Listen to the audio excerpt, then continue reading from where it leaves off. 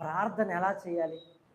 హృదయం లేకుండా మాటలతో ప్రార్థన చేయటం కంటే మాటలు లేకుండా హృదయంతో ప్రార్థన చేయటం మేలు. అర్థమవుతుంది బిడ్డలారా?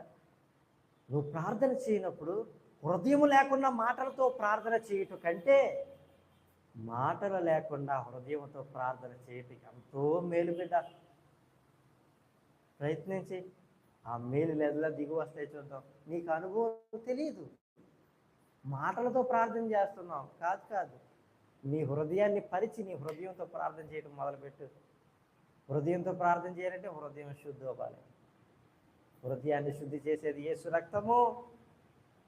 నీ ప్రార్థనలో నీ హృదయం శుద్ధి లేనట్లయితే నీ ప్రార్థన ఏ కార్యం చేయదు. చెప్తున్నా నేను, నీ హృదయం శుద్ధి చేసుకొని ప్రార్థన చేస్తే అప్పుడు కార్యం జరుగుతుంది బిడ్డ. నాకు నీ హృదయాన్ని శుద్ధి చేసుకో, అప్పుడు ప్రార్థన చేయి.